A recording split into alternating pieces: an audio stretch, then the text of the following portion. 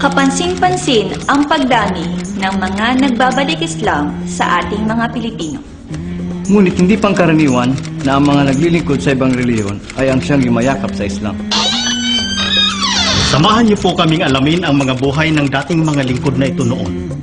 Ano ang dahilan ng kanilang pagyakap sa Islam? Ano ang kanilang natuklasan sa kanilang bagong pananampalataya? Dito sa Mga usaping Sasagutin at lilinawin ng Islam at mga Muslim.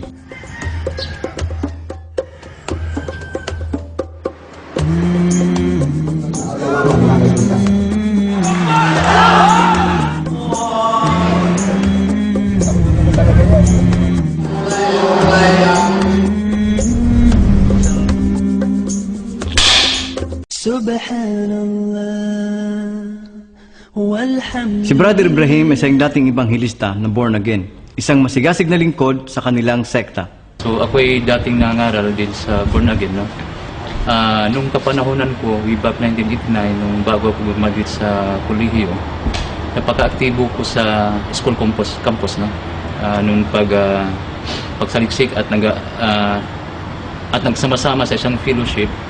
Hindi lang born again kasama ko noon, pati ng mga ibang denomination, no? Katulad ng Baptist. So halo-halo kami. Ang pinag-aralan namin na isang evangelical, no? We are basing on the Bible itself. So yun ang doktrina sa Biblia namin pinag-aralan. Maliit pa ako, no? Natira din ako ng Mindanao nung panahon na yon. Way back 1970s nung time na yon. At pag may narinig ako na nung hindi ko nga alam yung sound na yun, parang kakaiba sa aking pandinig. Sa kabila ng kanyang pamamalagi sa Mindanao, hindi pa rin niya dito nalaman ang tungkol sa Islam. Hanggang dumating sa kanya ang pagkakataong mangibang bayan. Siguro hindi ako maging Muslim siguro kung hindi ako nakapunta dito sa Qatar. Gawa din na kasi matagal na ako nagtrabaho dun sa Pilipinas. So nung napunta ako rito, mayroon lang nagyaya sa akin na isang kasama ko sa trabaho na isang sabi lang niya na, bro, sama ka sa akin kasi may pag-aaral nga sa Islamic Center. So hindi ko iniisip yun. Na sumagi sa isip ko na pagpunta ko, di ko nga alam kung ano Islamic Center na yun. So nung time na yun. So siguro baka maring isang sign o may isang daan siguro na maaring magbigay sa akin ng way na makilala ko yung Islam. Hindi lubos akalain ni Ibrahim na maging ang mga Muslim pala ay naniniwala rin kay Jesucristo. Sumakanya nawa ang kapayapaan. Ngunit mayroon lamang pinagkaiba sa itinuturo na aral sa Kristyanismo. Nung bilang isang Kristiyano, matindi nga talagang paniniwala talaga ng Kristiyano sa kanya dahil nga siya nga yung Diyos anak ng Diyos. So kung titingnan mo talaga, sinasamba siya, okay? Pero kung titingnan mo siya in comparison to Quran talaga, sa Quran iba kasi ang katayuan nga ni Jesucristo alayhi salam dun sa Quran ay isang dakilang sugo, no? Isang propeta ng Diyos. Kung balikan natin doon sa Biblia, maraming katuruan si Jesucristo doon na talagang Islamic ang dating. Hindi na napansin ng mga kapatid natin. Yung pagtuturo na may isang Diyos na dapat sambahin at wala ng iba. Wala ka nang itambal sa Kanya, no? At tinuro pa niya na dapat makilala ang dakilang Diyos at siya ay sugo. So marami siyang mga talata sinasabi doon, bagkus yung mga Kristiyano o yung mga kapanahon na hindi naniwala sa Kanya. So ito ay na-convert sa Quran dahil doon sa Quran at marami ding talata doon na nagsasabi talaga sa sugo. Doon sa Suratul Maryam, no?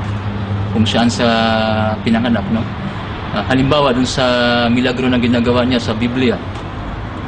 Kung mapansin niya, unang milagro niya sa Biblia nung isang pista, no? Okay, inuman, at ang milagro siya ng isang alak, no? Pero kung ikumpara natin sa Quran, ang unang milagro niya, yung ilang buwan lang siya, no? Yun ang unang milagro, nagsalita siya dahil pinagtanggol ang kanyang ina.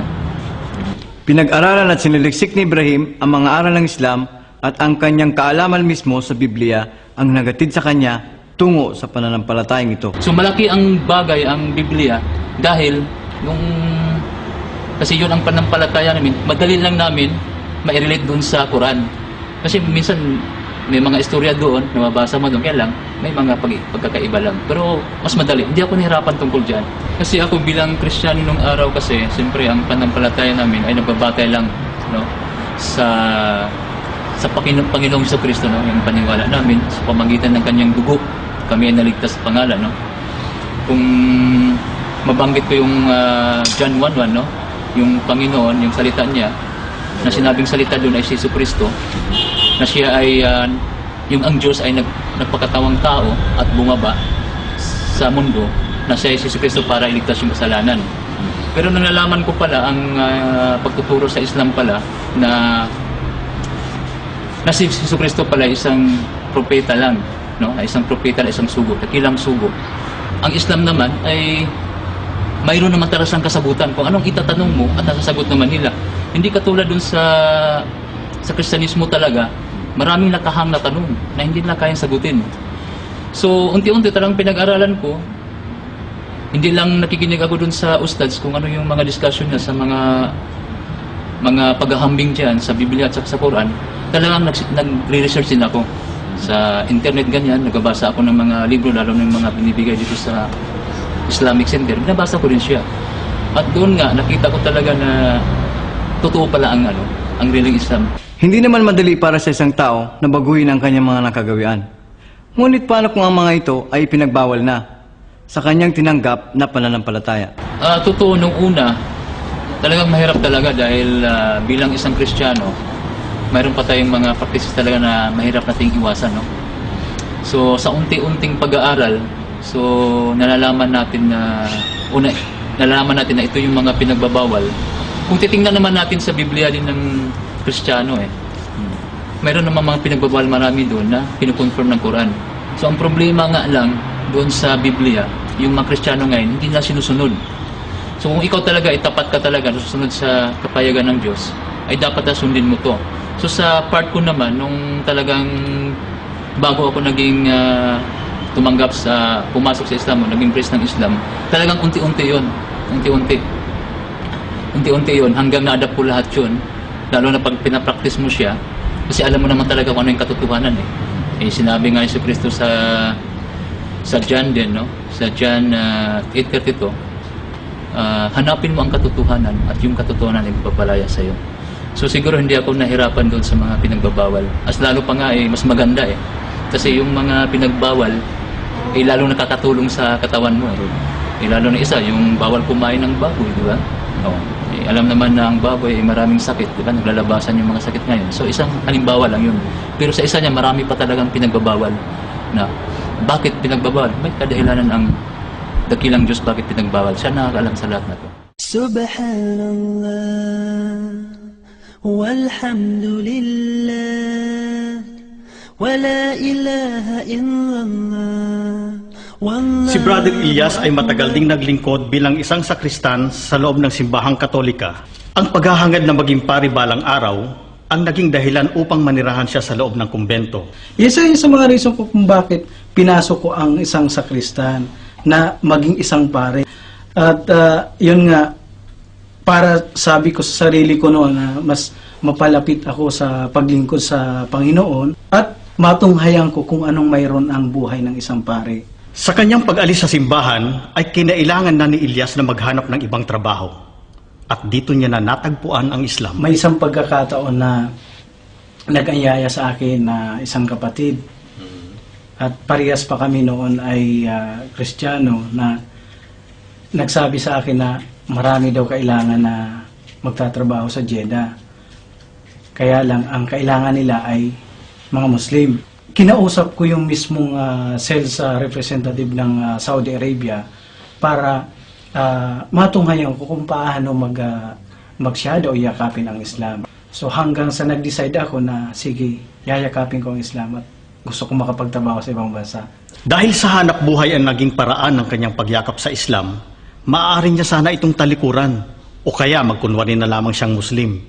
Pero hindi niya ito ginawa. Bagkos, siya ay nanatiling isang matibay na Muslim hanggang sa ngayon. Ano kaya ang kadahilanan upang kanya itong panghawakan ng mahigpit? Kung babalikan natin yung mga sinabi ko, yung mga statement ko nung una, na hinahanap ko yung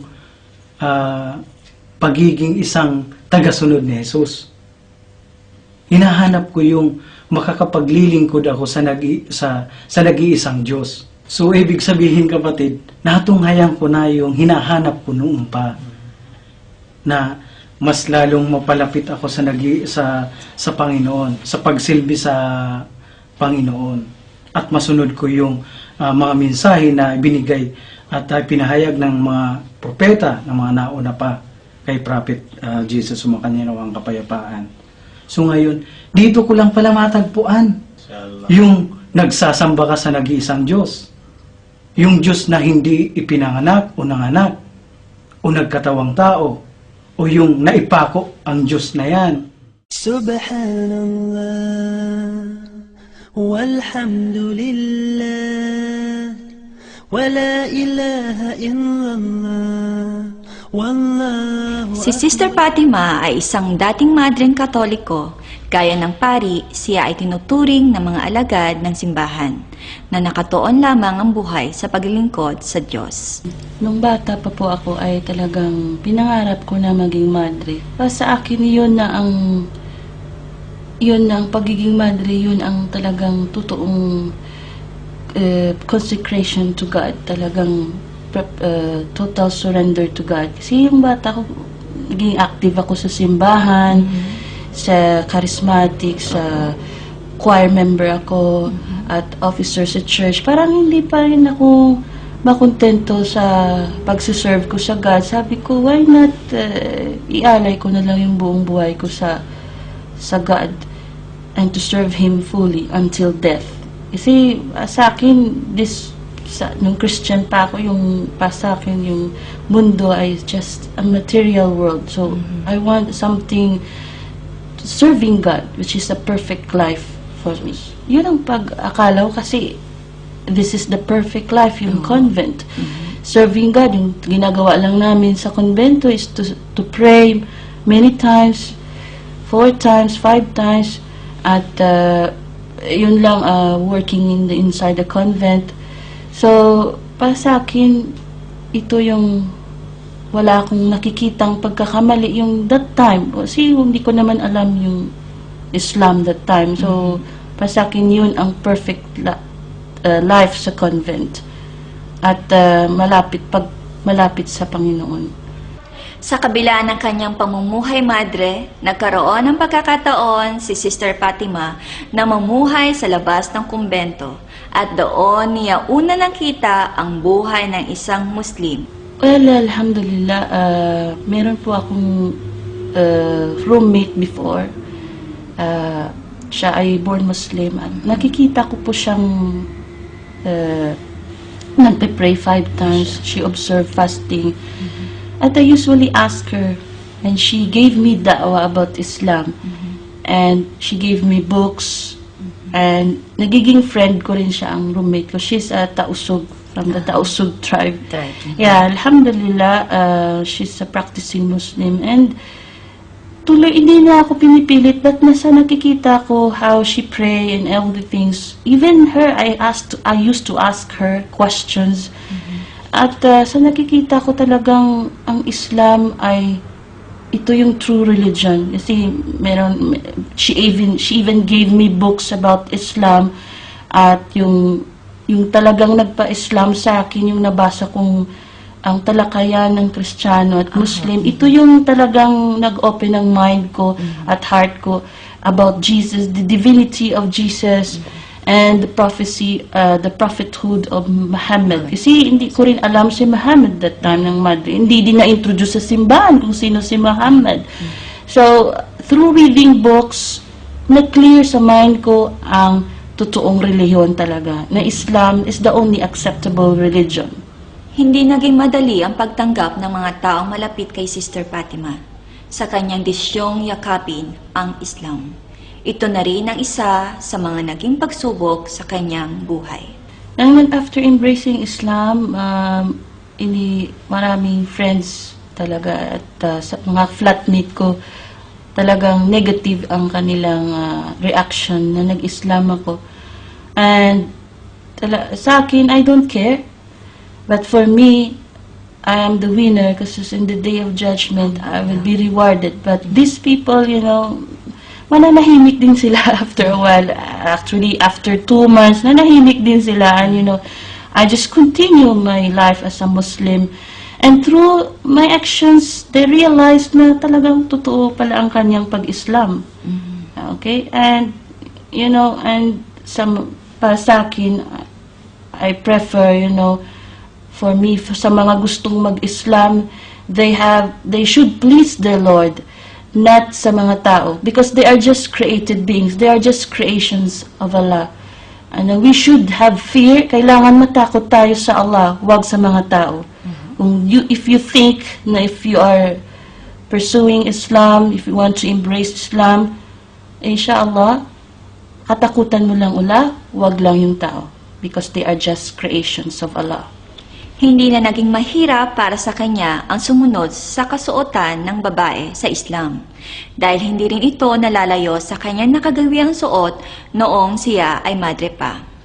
Ang paggamit ng hijab, ito po ay isang order from God, subhanallah. At ito po ay isang submission. And it is obligatory to every Muslim woman na maghijab. So, kung hindi tayo naghihijab, therefore, hindi natin naiintindihan yung shahada na sinasabi. Kasi nagsasabi tayo, Ashhadu an la ilaha illallah. Illallah means affirmation that you are affirming that kinatanggap ko na po yung Diyos. So, when you say tinatanggap, therefore, you have to follow yung gusto ng Diyos at iwasan mo yung ayaw ng Diyos. So, ano ba yung gusto ng Diyos for Muslim woman? He wants us to cover ourselves, to protect from temptation. At nagkakasala din yung lalaki. It's because of her, if she shows her beauty. So, if she dressed properly, then walang temptation in the society. There will be no corruption. There will be no sins. At she's saving the men from temptation. Hindi din sila magkasala. At talagang it is the perfect religion, as what the Quran said in Surah Al-Ma'idah chapter 5 verses 3. And I have perfected and completed the religion for you, and I have chosen Islam as your religion. Therefore, nakompleta na yung Islam. And it is, Allah is the lawgiver. He completed the religion perfectly. At wala itong pagkakamali. So, for me, I just submit to the one and only God. And wala nang pagdududa. Sa 9 years ko na as pagiging Muslim, naging masaya po ako sa perfect religion, because Islam is a complete code of life. It is a practical way of life to all people, at all the different kinds of people in different places. Islam is the only acceptable of God.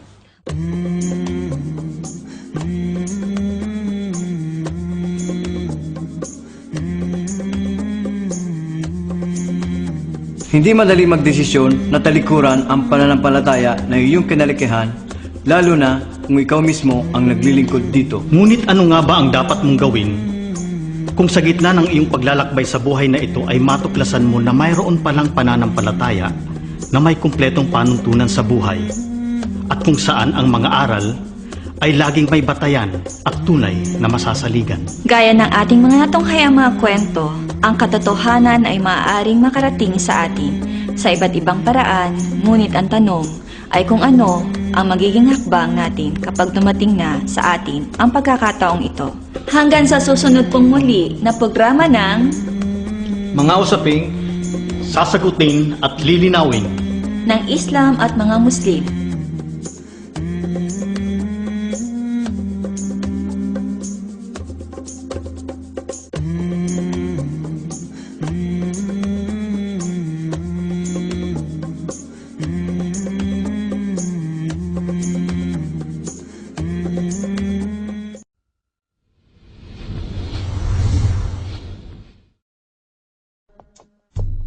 Oh Allah, I am waiting for the call, praying for the day when I can be near the Kaaba wall. Sa lahat ng Filipino na nagsiyakap sa Islam, ay di pahuhuli si dating Reverend Armando L. Barcelon, na itinuring ng karamihang Muslim sa Pilipinas na pambato ng Islam dito sa bansa. Si Reverend Armando Barcelon, na ngayon ay Ustads Ahmad Barcelon, ay walang kapagod-pagod sa pagpapalaganap ng Islam. Maging ang kabundukan ay kanyang tinatawid, maiparating lamang niya maging sa liblib na dako ng Pilipinas ang mga aral ng Islam. Sa unang tanong ko, ginusto po ba ni Jesucristo na siya'y maipako sa krus?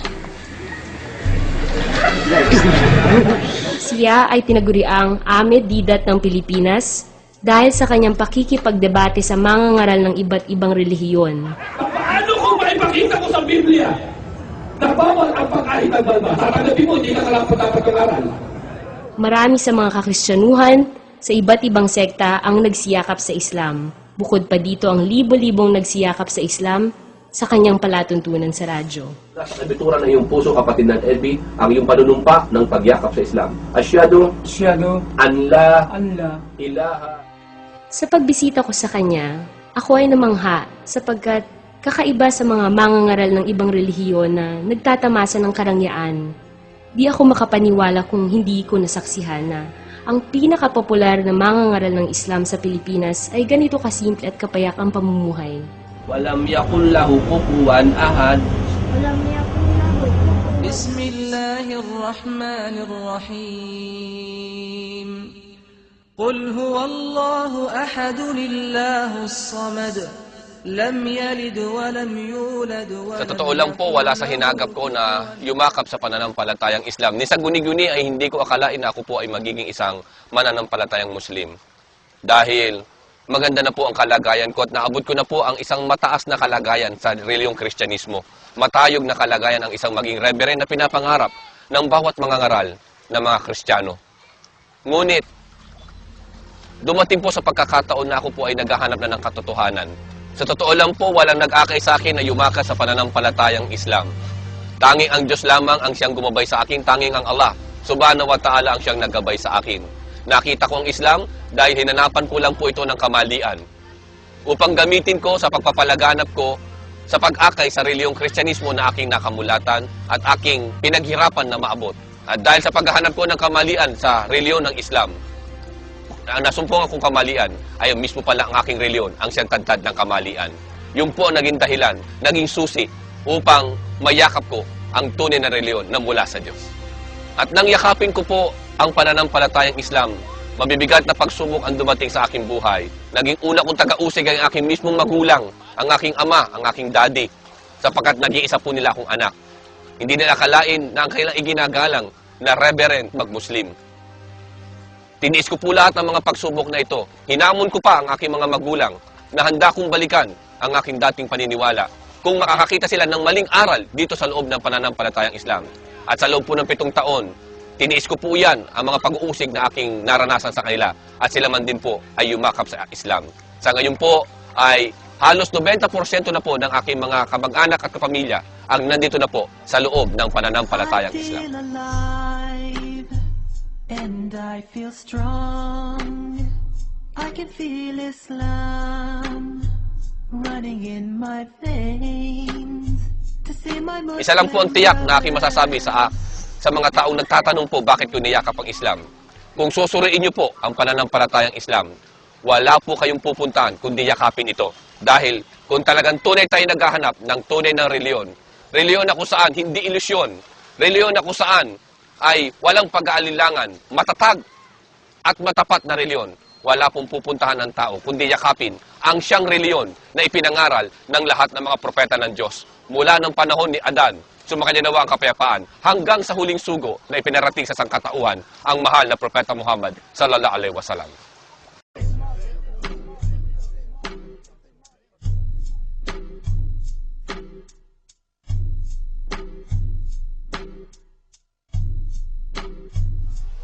Sa aking mga kababayan at sa aking mga kapwa mga ngaral, anumang klaseng reliyon o sekta na inyong kinabibilangan, kaibigan,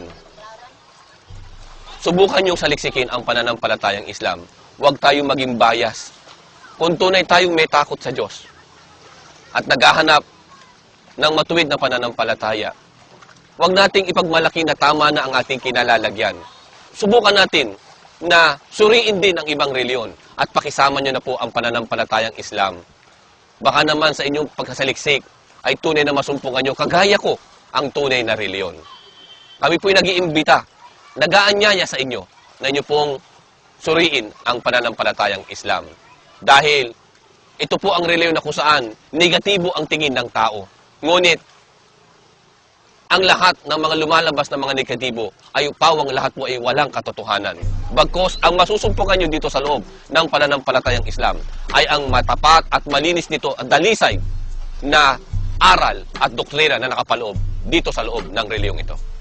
Miles away, oceans apart, never in my sight, always in my heart. The love is always there, it will never die, only growing stronger, a tear rolls down my eye.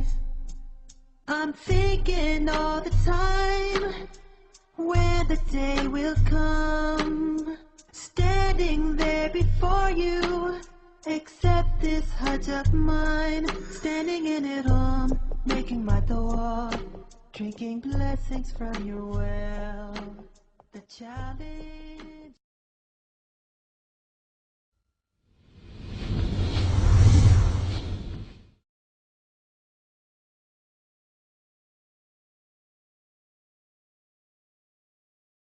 Playing on the desert sand, two friends forever true. Little did they know back then what the Noong nandito din ako sa Pilipinas, I was working with Far East Bank and Trust Company. At the same time, I was taking up law.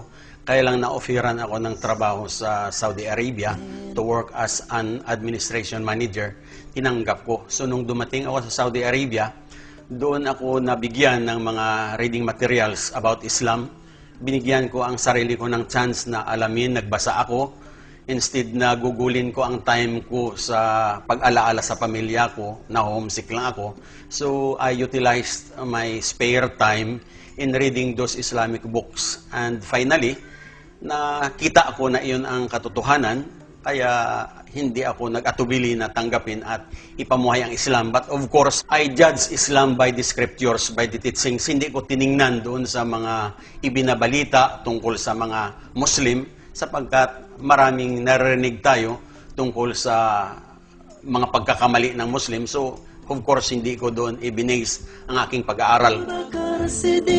The prophet's faithful friend, trusted and protected him.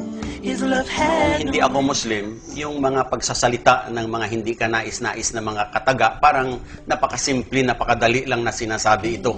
So kung may tunay tayong takot sa Panginoong Diyos, of course, iwasan natin pagsasalita ng masama. Kung halimbawa, nagiging mainitin tayo, we have to do our best na makontrol natin, hindi tayo basta-basta magpatatangay sa emosyon, sa bugso ng damdamin. Napag-aralan ko na ang pagdarasal 5 times a day, dahil in Islam, we are required to pray 5 times a day. Pero sa Islam pala, hindi assurance na mapupunta ka rin sa paraiso kung hindi ka magiging mabuti sa iyong mga magulang.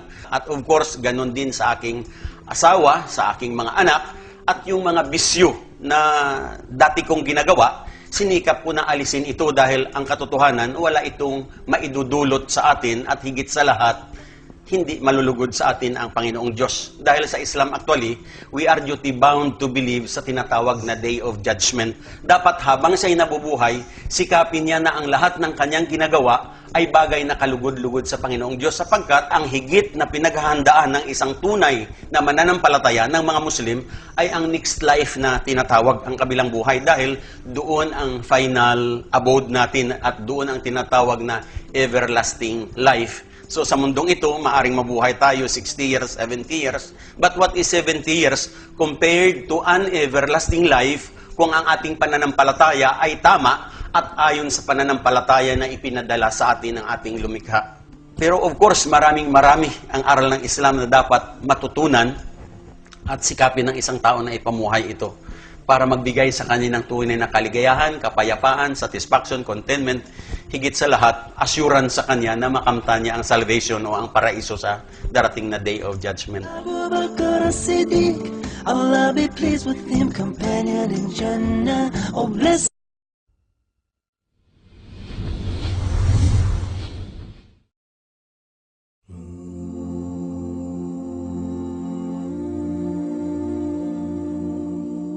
Sometimes, when the world's not on your side, you don't know where to run to.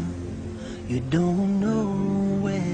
Ako po ay isinilang na bilang Katoliko at nang ako ay umabot sa edad na 18, way back 1979, ay nakonverte naman ako sa Iglesia ni Cristo. At matapos na maging pastor ng 1993, ay nadestino ako sa Ibayong Dagat sa Tokyo, Japan. Bilang pinaka-officer in charge o namumunong ministro noong taong 1993. Tumagal ako sa pagmiministro sa loob ng iglesia hanggang taong 2003. Bilang isang mag-aaral dati ng pagmiministro sa iglesia, ay naging malapit ako sa tagapamahalang pangkalahatan ng iglesia na walang iba kundi ang yumaong kapatid na Eranio G. Manalo. Kung meron man akong itinuturing na pinakapangalawang ama na, sapagkat siya ay lubhang napakabait sa akin at napakabait sa aking sambahayan. Kumbaga ay para na rin siyang lolo ng aking mga anak. So now, as you long for your past, prepare for your future. But knowing now... Taong 2008 ay meron akong nakilala isang maranaw na nagtitinda ng DVD. Pagkatapos ay inosyoso ko siya kung anong kanyang reliyon at nalaman kong ang kanyang reliyon ay Islam. Nalaman ko siya ay Muslim. At sa aming pagkukwentuhan ay may nabanggit siyang reverendo na na-convert sa Islam. Ang pangalan ay Ustadz Ahmad Barcelon. Naging interesado ko at nagkita kami ni Ustadz Ahmad Barcelon at sa maikling pakikipag-usap sa kanya ay nakumbinsi ako at nagbalik Islam. Ang naging pangalan ko na sa Islam ay Abdullah. You are never alone. Just reach into your heart. Mahirap makumberte sapagkat nasubukan ko na eh. Mula sa pagiging Katoliko ay nag-iglesia ni Cristo ako. Itinakwil ako ng magulang ko sa aking pag-iglesia ni Cristo sa pagkakaalam ko noon na yan na ang tunay na relihiyon. Kaya yung aking paglipat dito sa Islam ay hindi mahirap para sa akin sapagkat ang aking pinagbabatayan ay dokumento. Ang pinaka nakatawag pansin sa akin sa aking paglipat o pagbabalik Islam ay nakasulat sa Deuteronomy 18:18-19 na doon ay hinuhulaan ang isang paglitaw ng isang propeta na kagaya ng propetang si Moises. Kaya hindi naman ang paglitaw ng isang tao pagkatapos ni Jesucristo na mas higit pa kay Solomon. Kaya hindi naman ang isang tao na magpapakilala tungkol sa Panginoong Jesucristo. Kaya hinanap ko yun. Sa Biblia ay wala kang makikita kung sino yung sinasabing magpapakilala sa Kanya o magpapatotoo sa Kanya. At yun ay nasumpungan ko na lamang, kumbaga sa theory of evolution, ang pinaka missing link ng Bible ay walang iba kundi ang Quran. At nalaman ko na ang binabanggit sa Deuteronomy 18:18-19 at yung darating na magpapakilala kay Jesucristo ay walang iba kundi ang Prophet Muhammad, peace be upon him.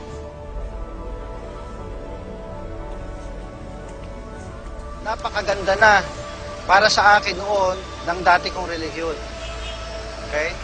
Pero nang makita ko ang katuruan sa Islam, sa maliit na nalalaman ko pa lamang sa Islam ay napakalaki pala ng kakulangan ng kaalaman sa kung ang gagamitin lamang sa pag-aaral sa paglilingkod ay ang Biblia. Kung yung aking mga kasamahan ay makapagbibigay ng panahon para saliksikin ang Quran, ang katuruan ng Islam, ay hindi malayo na kami magkasama-sama sa paglilingkod na ito. You were never alone. Through sorrow and through grief, through happiness and peace, you will never.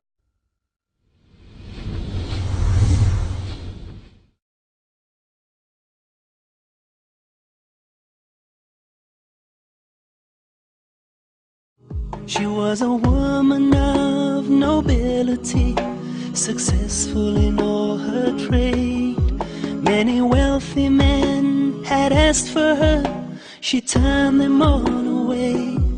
Dati po akong Katoliko, so sumasama ako sa nanay ko na nagsisimba, na pinupunasan ko, tulad ng ina ko, ang mga paa ni Jesucristo na ipinupunas sa aking mga muka bilang paggalang kay Jesucristo noon. Ngayon, nung nagkaroon ako ng isip, tumanda na rin ako at nakilala ako ng isang lalaki na pwede kong maging asawa.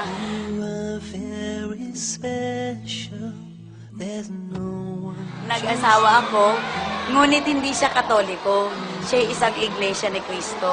So, nag-iglesia ako noon. Subalit, parang masalimuot ang buhay namin noon. Sapagkat konting ibo, kahit konting pagkakamali, konting problema, nagkakaroon kami ng sigalot ng aking asawa. Palagi kami nag-aaway, kahit konting dahilan lang.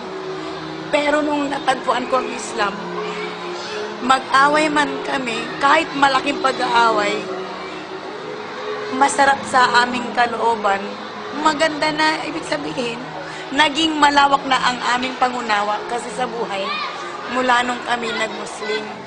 If you ask her, why doesn't she cry?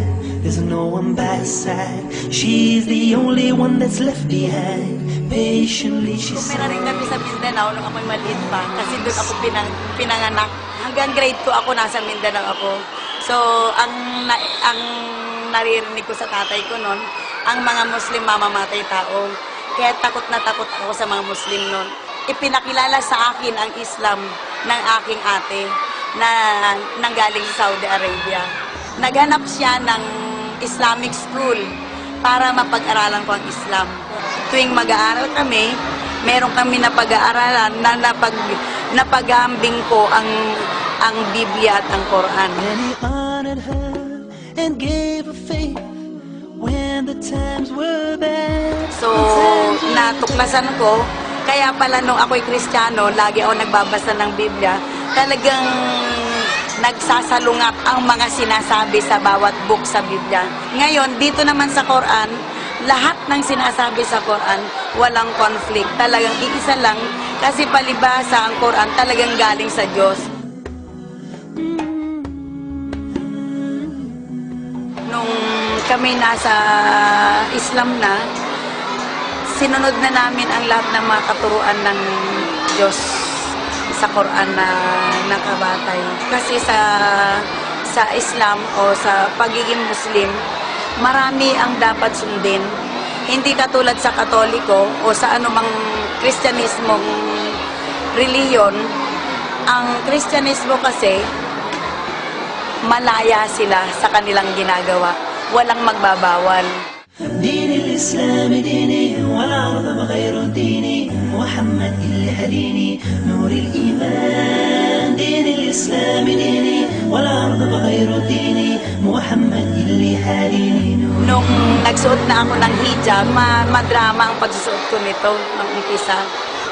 Nung pumasok ako dito sa school na nagganito, dumating ang aming principal, nakita ako nakaganito, nagalit siya. Sabi niya, ba't nagganyan ka? Alam kong Muslim ka, pero hindi ko inaasahan na magaganyan ka, sabi. Baka matakot sa yung mga bata niyan, sabi. Ma'am, hindi po. Actually, ma'am, nung humarap ako sa kanila, ma'am, tuwang-tuwa sila. May Virgin Mary daw dito sa school, ma'am. Ako daw yun, sabi nila. Talaga, sabi. O sige na nga, kung magpalit tayo ng sapatos, sabi, ano pat nagpalitan pa ako ng religion kung hindi ko rin susundin ang panuntunan ng religion na tinanggap ko, sabi. O sige, pinapayagan na kita magganyan. Pero, wag kang magsusot ng itim, sabi. Yes, ma'am, kako. Umiyak talaga ako.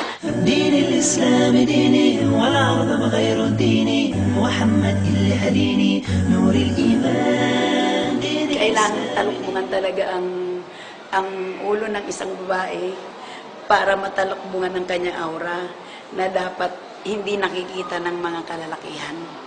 Sapagkat ang aura ng isang babae ay kailangan nakatago dahil ito'y nakapagbibigay o nakapag-uudyok sa mga kalalakihan na manamantala sa isang babae.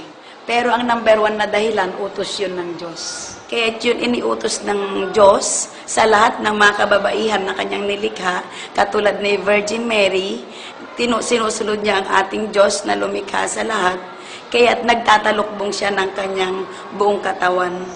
Kasi sumusunod lamang siya sa Diyos. At yun ay nagpapakita ng paggalang.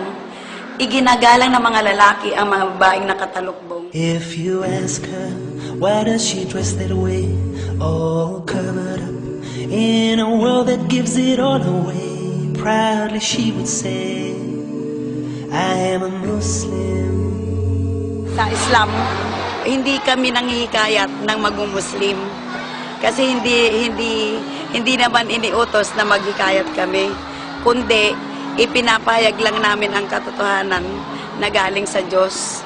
Kaya gusto ko lang padama sa lahat, Muslim man o hindi Muslim, ang kahalagahan ng ibinigay ng Diyos na relihiyon o panuntunan sa buhay na Islam. Ang ibig kasing sabihin ng Islam ay panuntunan sa buhay. Ito ay ang pagsunod, pagtalima, at pagtupad sa lahat ng kautusan ng Diyos. Pag ginawa mo ito, lahat talaga ng ikikilos mo, Diyos ang iniisip mo. Kaya talagang mawawala ka sa kaligawan. Hindi ka maliligaw ng landas kung ang iniisip mo ay ang batas ng Diyos. Ganon kasi sa Muslim. Lahat ng kilos, salita, ang iniisip ng isang Muslim ay tinitignan siya ng Diyos. Iniisip niya kung tama ba ito o hindi. Kaya lahat ng mga kilos at pananalita ng isang Muslim ay nakabatay sa batas ng Diyos. La ilaha illallah Muhammadur Rasulullah, there's no God but Allah. La ilaha illallah Muhammadur Rasulullah, there's no God but Allah.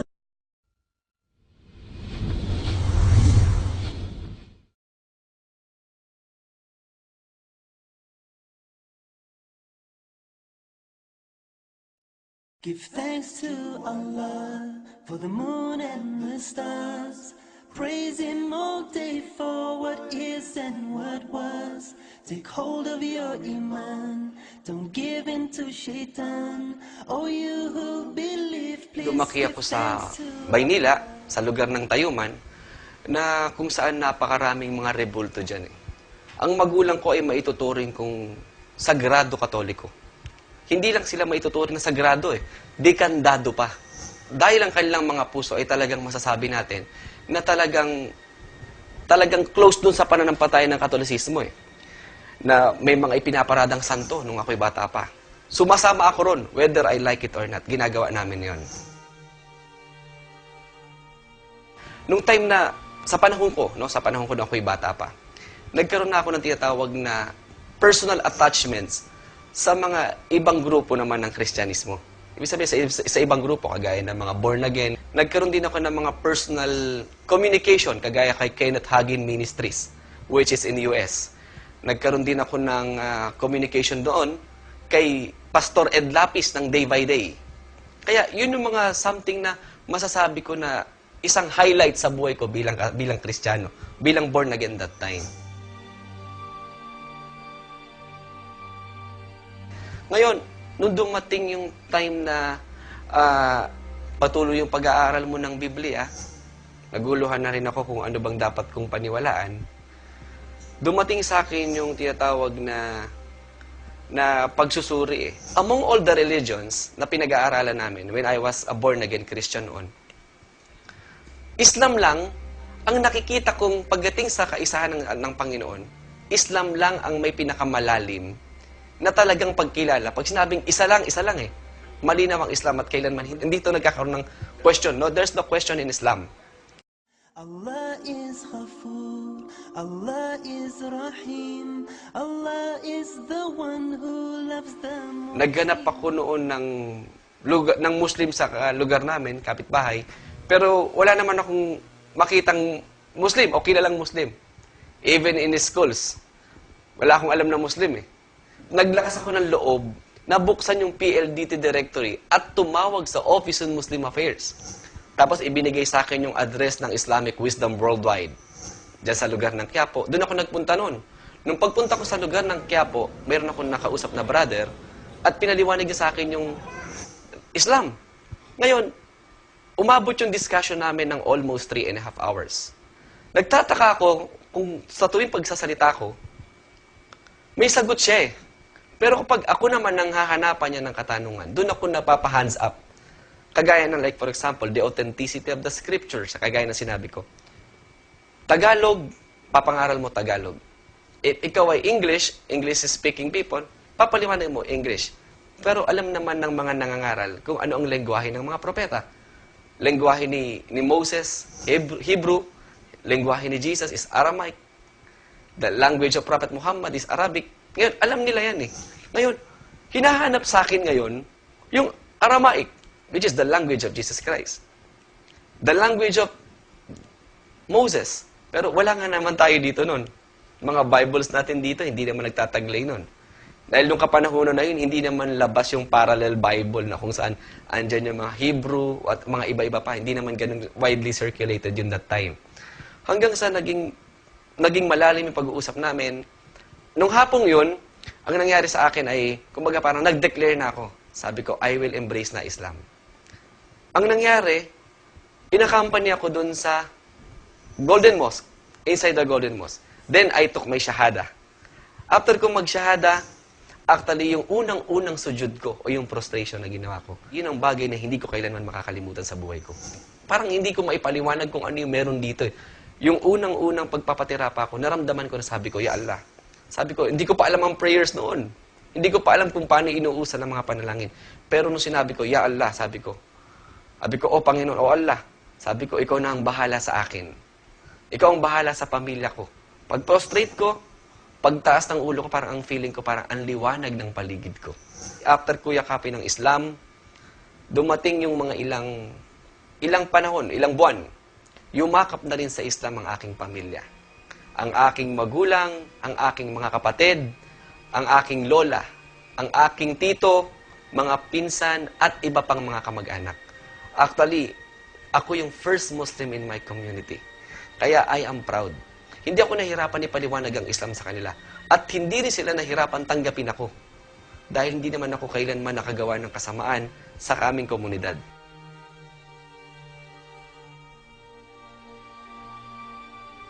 Nung yakapin ko ang Islam, sabi ko, Panginoon, O Allah, sabi ko, wala na akong trabaho.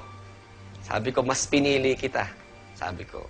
Kaya ang nangyari nun, tumahimik ako, sabi ko, nagdasal ako, sabi ko, sana makahanap ako ng trabaho na kung saan mabibigyan ko ng time yung pagsamba ko sa Panginoon.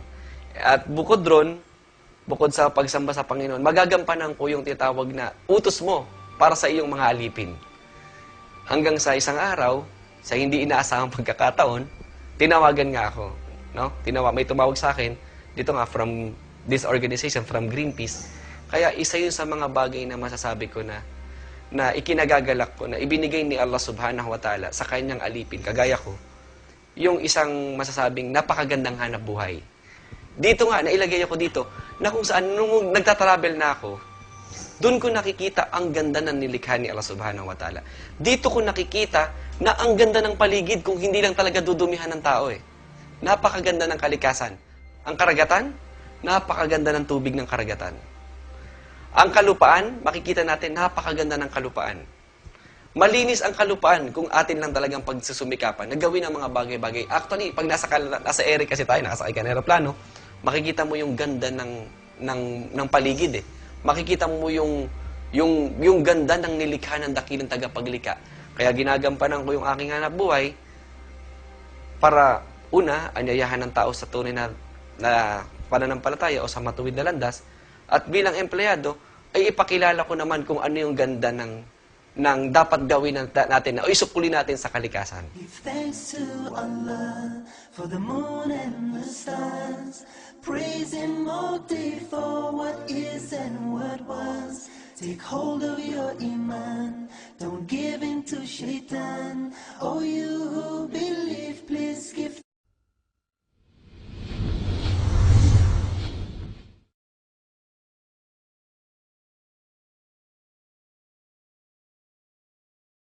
Fortunate is he who remembers Allah abundantly. Worldly distractions cannot mildly sway his thoughts of Allah and Judgment Day. From darkness to light. Bago po ako kasi naging pastor, isa rin po akong manginginom. Maraming bisyo. Lahat ng mga kamunduhang ng isang tao, lalo na lalaki, ay nagawa ko. Hanggang isang araw na yung mayroong isang minister o isang pastor na kumbaga nagkaroon siya ng lakas ng loob para lapitan ako. Basahan ng Biblia, sabihin niya sa akin kung gaano kabuti ang Diyos. Na ang isang tao ay dapat sumasamba, may sinasambang Diyos. So, sa patuloy niyang pagsasabi sa akin ng ganon, nahikayat ako na pumunta, pasyalan yung kanilang simbahan.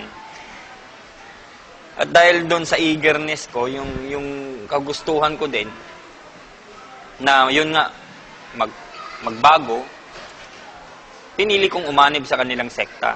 Yun yung tinatawag na born again. So, ganun ang nangyari sa akin. Hindi ako biglang nangaral. Inaral ko din. At that time, yun yung alam ko na katotohanan. So, yun ang past life. Yun yung si Pastor Neil Bano before. Yung kapatid ko din, nauna sa akin, nag-Islam yun eh. Sabi niya sa akin yung galing mo, yung talino mo, sana magamit ni Allah subhanahu wa ta'ala. Yun ang sabi niya sa akin eh. Gusto ko may bigay din sa iyo yung taufik ni Allah subhanahu wa ta'ala. Is yun yung patnubay na tinatawag. Sabi ko, itaga mo sa bato, hindi ako magmumuslim. Yun ang binitawan ko sa kanya. Then, nung umalis siya, binigyan niya ako ng Quran. And then, yung Muslim-Christian dialogue. So, binasa ko. Tiningnan ko kagad, may mga verses kasi sa Bible na nandun. May mga text sa Bible na nandun. Na nagpapatunay na ang Biblia ay minanipula na ng tao. Hindi masasabi na ito'y salita ng Diyos. Kasi ang salita ng Diyos hindi nagkakamali, hindi siya nagsisisi. Ang Diyos hindi natutulog. Sa Bible nakalagay, natulog, nagpahinga. So, Bible, at saka yung yung sinasabi ng contradiction sa Bible. Doon nagkaroon na ng na-shake na ng konti yung pero hindi pa rin yun yung sa akin na yakapin ko ang Islam. Sabi ng Diyos sa Biblia, hindi siya nanlalata, hindi siya nababago man. Tapos sasabihin natin, ang Diyos nagpahinga. Nung pumunta kasi ako doon sa radio program ni Ustad Barcelon, nung first meeting namin, nandun ako para questionin ko din siya. Parang gusto kong sabihin sa kanya, bakit po ninyo niyakap ang Islam? Samantalang napakataas yung katungkulan nyo sa pastoral. So, sabi niya sa akin noon, maganda at pumunta ka rito. So, binigyan niya ako ng mga babasahin noon, time. Hindi pa niya ako pinagsyahada.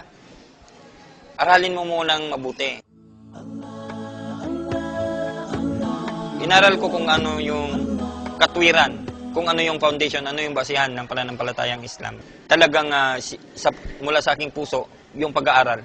So, nung next na punta ko, nung sabihin ni Ustad Barcelon, nung time na yakapin ko na yung Islam.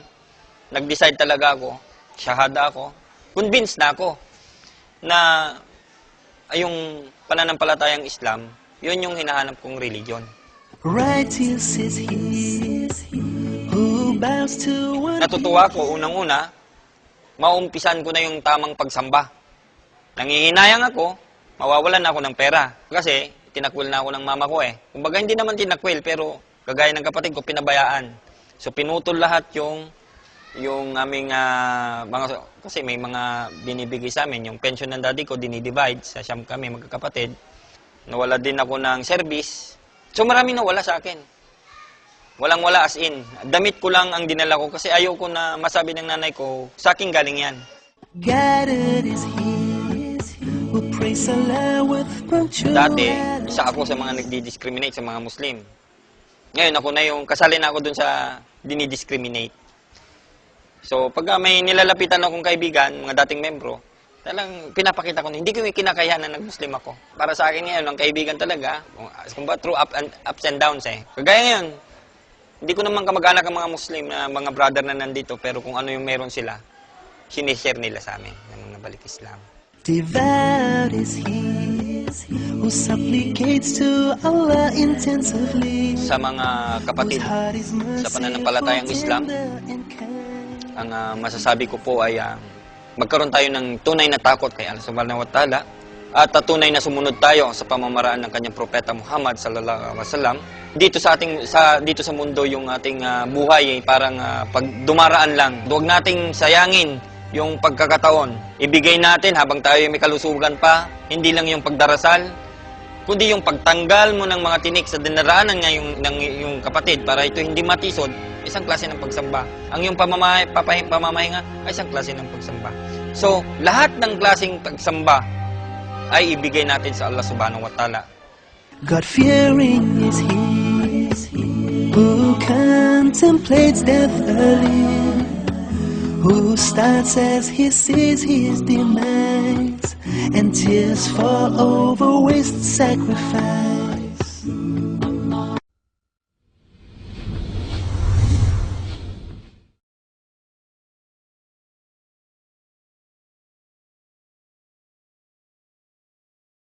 Social expectation drowns us all inside. What you have should be what I want. Ang trabaho ko before ay broadcaster. Host ako ng mga radio programs, especially mga public affairs. Ang pinagmulan kong relihiyon ay hindi tiyak sapagkat marami akong pinuntahang relihiyon ng araw. Umattend ako ng born again, umattend ako ng El Shaddai. Makikita mo ako sa pagtitipon ng mga born again kung saan nakikikempot ako, nakikilundag, nakikisayaw. Makikita mo ko sa isang, kapag matindi ang problema ko, makikita mo ko sa isang misang pangkatoliko kung saan ako'y nakikiiyak. Kung saan ako napunta pananampalataya sapagkat ang pananampalataya sa aking pananaw nung araw ay isang pagtakas lamang sa kung anong problema sa buhay meron kang dinadala. It's an outlet. Parang ganun. Ang pananaw ko o ang tingin ko sa pananampalataya. So, kung ano man pananampalataya yan para sa akin, iisa lang naman yan eh. Iisa lang. Iisa lang ang Diyos. Kung paano mo lang siya pinaglilingkuran, yun lang yun. Yun ang pagkaunawa ko sa pananampalataya. Until finally, natagpuan ko ang Islam.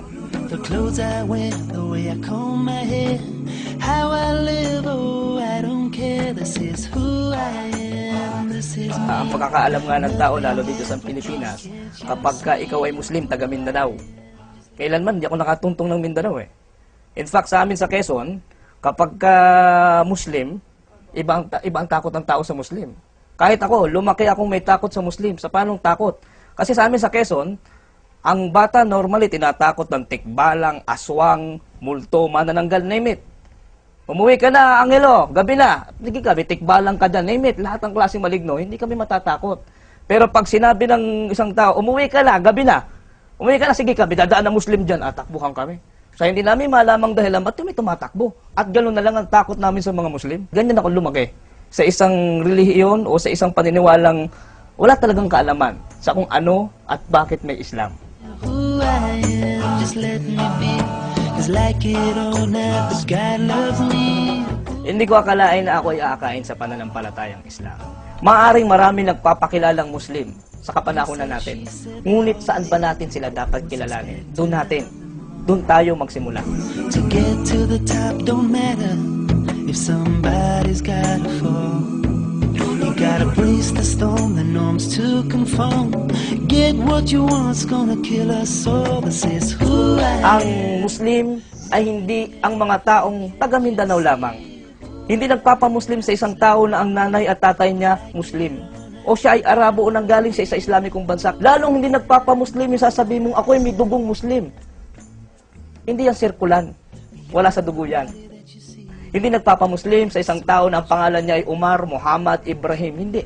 Ang nagpapamuslim sa isang tao ay ang kung paano niya isinasabuhay ang kanyang pananampalataya. At kapag ito ay natagpuan natin sa isang tao na ang Islam ay nakikita mo sa kanya, tunay na siya ay inyong pakinggan, bigyan nyo ng oras, sandali, nakausapin.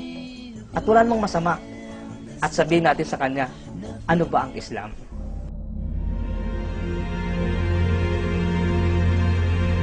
Nung araw, ako ang isa sa bumabati ko sa mga Muslim.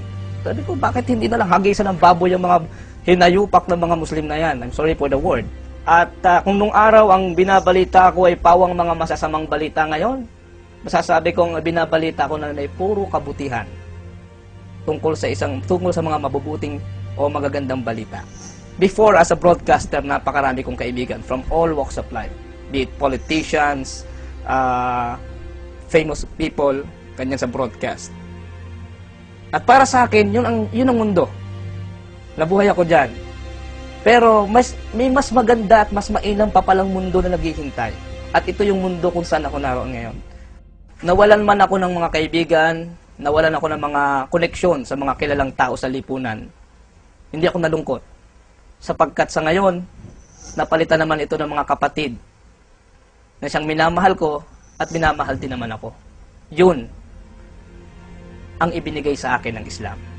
Sa Islam, itinuturo sa atin ang nag-iisang Diyos, ang dakilang lumikha na si Allah subhanahu wa ta'ala, na siyang may kapamahalaan sa lahat ng bagay.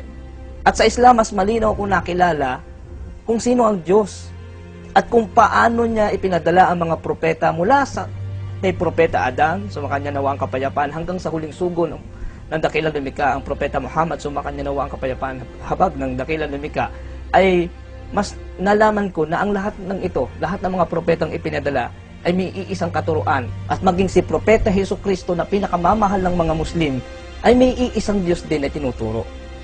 At yun ay natagpuan ko at nabigyan linaw sa akin sa pananampalatayang Islam.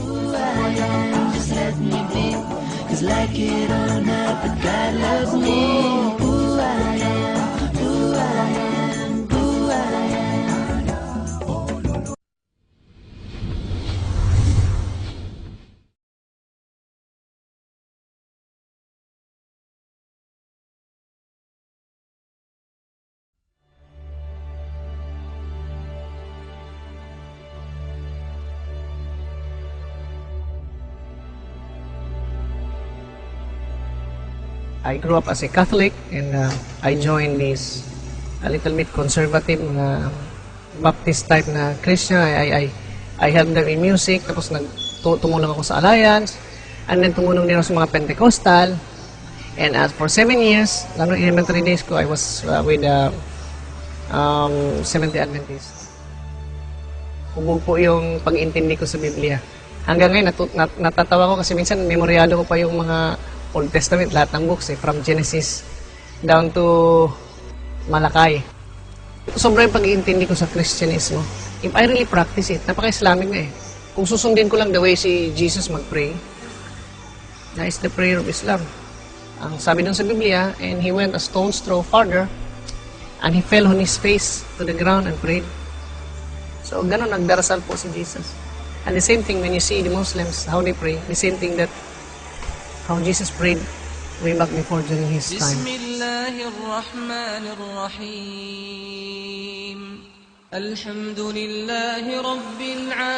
Ang Islam sa akin, it is more than a religion. It is my way of life. It is me. Ang religion is like as going to Sunday or Saturday lang eh. Ito way of life, everything I do. Before I enter my house, I ride a vehicle, I wear new shoes, I take a bath, before doing anything, you make mention the name of Allah or the name of God. Kasi that's how Islam teaches you. Dapat manifestation, you love your country, you love your environment, you love your family, you love your work, you love your boss. If the boss is on the righteous way, because that's how Islam teaches one.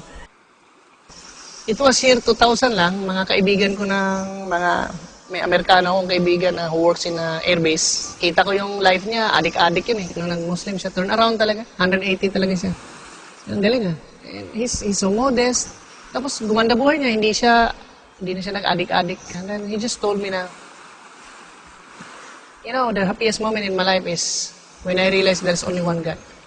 And I think that time, yun yung time na I saw my salvation. I will ask you, you don't want to be a 99% Christian or whatever. You want to be 100%. Then follow the Bible as it is. I still believe that there are still angles and lines in the Bible which somehow tell you that there's only one God and that everything about this practice in Islam is there in the Bible. When you bury the dead, it should be in white cloth. Who's practicing that? Islam. It's there in the Bible. When you have sexual intercourse with your wife, before you pray, you cannot pray. In Islam, you cannot pray. You have to wash yourself before you pray. It's in the Bible. Not eating pork, for they are unclean to you. Nor you should touch their meat, for they are unclean to you. It's in the Bible. That's why we're not eating pork, because the Bible tells me so. So that makes me a Muslim, because I follow the Bible. And I follow it by heart. On the good sides of the Bible, I follow it by heart.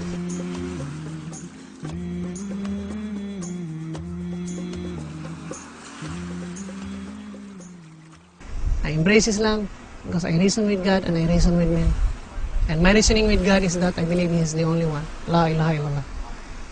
It is a religion which gives me the answers to so many questions, to so many queries. I'm a man of science and I want to have explanation to everything. In Islam, I was given the explanation to everything. Even to the molecular level of it. Yan ang gusto ko eh, yung bagang bigyan mo ko ng sagot sa bawat tanong. So Islam gave me. The universe started where? Sabi sa Quran, it started from a smoke, nag-explode. Ay, yun pala yung nababasa ko sa siyensya na Big Bang theory nila eh. So, I like that. Science and religion, they blend. Paano ang tao nabuo sa womb ng babae? It's explained in the Quran. Bakit? Nung unang panahon, mayroon bang electron microscope si Prophet Muhammad doon sa disyerto? So, ibig sabihin, he knew that. And that's the modern science right now. How did he know that? It means to say that the God of religion, whom I believe, is the God of science also.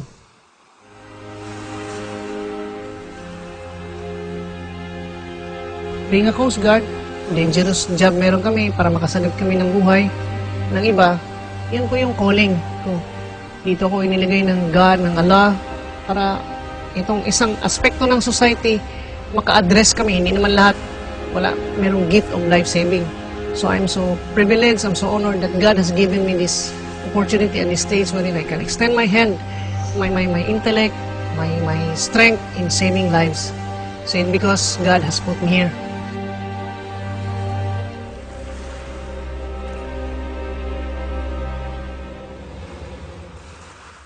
Huwag lang ako makalimot to mention His name before I execute my last breath. It's just fine. I will always have my time.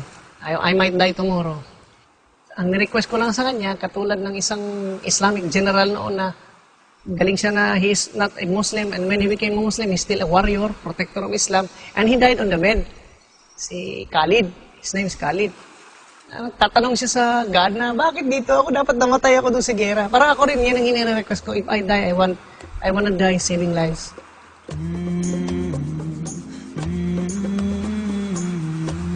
I live by the grace of Allah. I will die or I die by the will of Allah.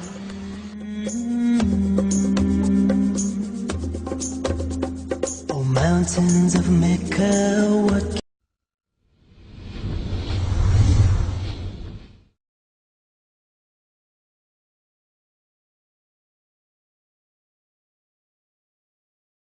When you feel all alone in this world and there's nobody to count your tears, just remember no matter where you are, Allah knows. Allah knows. I was doing graduate studies at the University of Massachusetts at Amherst, and I had lots of Muslim friends already there, but unfortunately nobody invited me to Islam. In De La Salle University, we had a conflict resolution seminar. There was a gentleman there by the name of Manerba Junaid. And when I expressed interest about the religion, he invited me to the Golden Mosque. And when I was in the Golden Mosque, he taught me immediately how to pray, the Golden Mosque in Quiapo, Manila.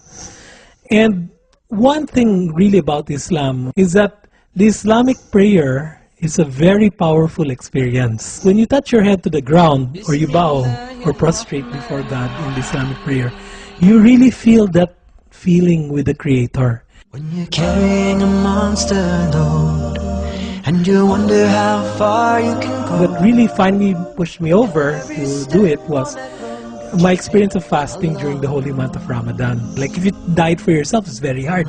But when you offer it to God, you find that things can be done. No matter what inside or out, there's one thing of which there's no doubt. Allah knows. We all fast, rich and poor, we're hungry. But at night, there's that real feeling of brotherhood and sisterhood. When we leave the mosque, we tend to greet a lot of people.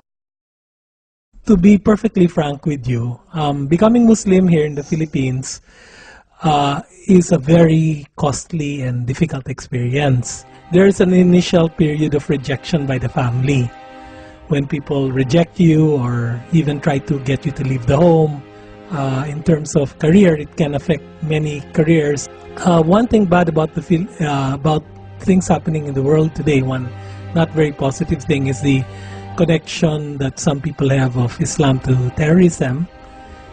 On the positive side, if you go into a religion that's being persecuted, and I can give the example of Christianity, at least you're entering the religion because you believe and because you have faith. As Muslims, that sacrificing and persecution for the faith is something that God will reward us for. So it is upon the shoulders of the Muslims today to show good examples of being model human beings. And whatever lies in the heavens and the earth, every star in this whole universe, Allah knows. Allah knows. What does Islam mean? It means submission to the will of God. And at the same time, it also means peace. If you shorten the meaning of Islam, it is, if you submit to the will of God, you'll have peace. And of course, I say to everyone, Assalamu alaikum wa rahmatullahi wa barakatuh. May the peace of God, His blessings and His mercy be upon everyone. Every shade of palm, every closed hand in us, every sparkling tear, every eyelash in us. Allah knows.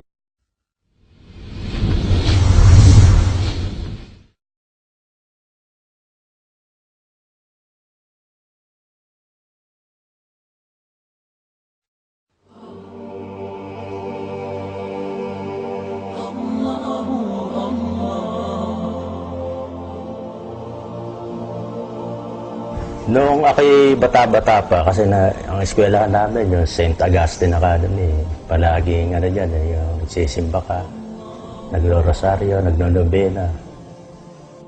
Doon ako nagtapos ng high school. As a Catholic siguro, more than average na rin ako na isang Katoliko noon. Although, bawat makita ng simbahan, magkukross ka, magluluhod ka at magdadasal ka. Yung Bible, maraming beses ko nabasa. Kung ano-anong version, sari-sari ang Bible ko sa bahay. Nung araw, wala sa hinagap ko na ako ay magiging Muslim. Sapagkat nung kalaunan, nung nagkakaedad ka na, mga 30s, 40s, na para naghahanap ka na ngayon eh. Noong 1980, napunta ako ng Saudi, nakakita ako ng Quran doon. Mahilig kasi akong magbasa eh. Di yung Quran niya, nagka-interest ako, hihipuin ko, kukuhanin ko. Pinalis ng isang Sudanese ang aking kamay at huwag mo kang galawin yan at marumi kamay mo. Hindi naman niya pinaliwanag sa akin. Medyo na-challenge ako ron habang ako nasa Saudi Arabia. Kaya nung pagbalik ko rito sa Pilipinas, nagbibili ko ng mga translated na Quran. Nagbabasa ako noon, nung kalaunan, nagkaroon ka ng mga interaction sa mga Muslim din, na mga kaibigan. Binigyan ako ng mga libro.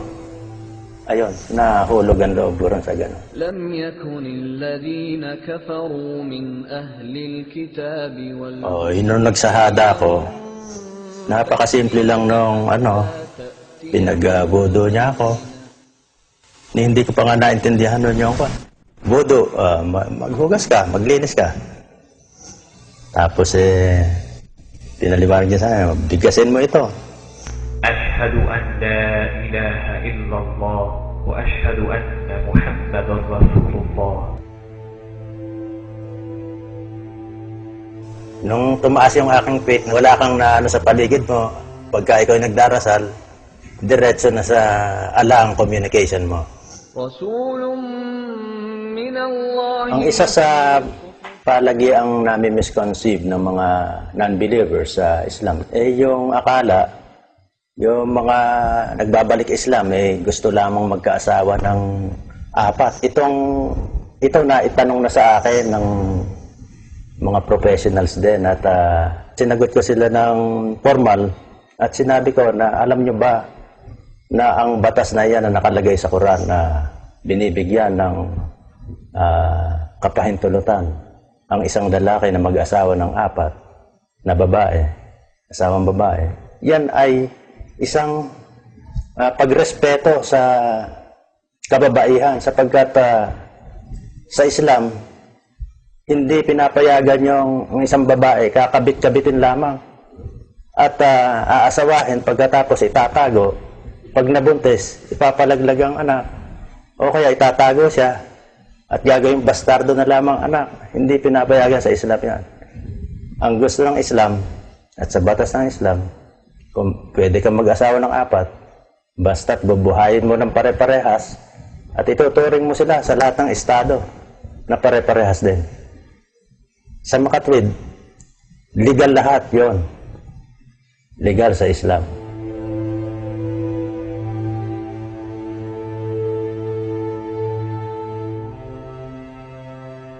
Isang hating gabi, bigla may tumawag sa akin, Piskal, gusto mo bang mag-Hajj? Sabi sa akin gano'n. Abi, siyempre ka ako, gusto ko. O sige, handa mo yung passport mo, sa 1 linggo, pupunta kayo sa Mecca. Nako, wala akong pera ya, pero sige. O, yun nga. Bigla na lang na nakapag-Hajj ako dahil kahit wala akong preparasyon na pera o ano. Pagdating sa Mecca, nagtawap na kami kaagad doon sa Kaaba. Natapos ko rin yung 7 na tawap. Tapos meron na namang yung sa Saka, yung tatakbo ng 7 beses. Nakaraos na naman ako ron. Pag tinatanong ako ng isang balik Islam dito na abogado rin, ano ba ang pagkakaiba ng nakapag-Hajj sa hindi nakapag-Hajj? Ang malaki kakong pagkakaibang nararamdaman ko, yung pagpipigil sa tukso. Bukod sa tumaas na yung iyong iman, yung faith, yung pagpipigil sa tukso. Pagka ako nakapag-Hajj ka, kahit na anong tukso siguro yun nandyan sa harap mo, mapipigil mo.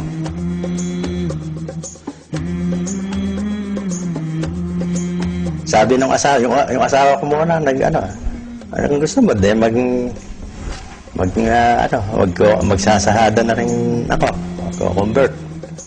Kasi mas maganda raw ako yung isang pamilya converted. Noong kalawanan, recently, yung anak kong babae, nag-ano na rin, nagsahada na rin.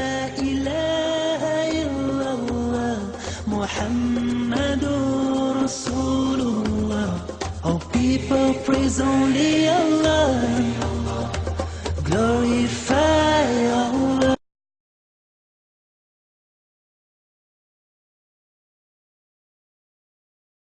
Ang paniniwala ng mga Muslim ang lahat ng tao ay pinanganak ng Muslim at ang nagbabalik Islam ay bumabalik lang sa relihiyong pinagmulan ng lahat.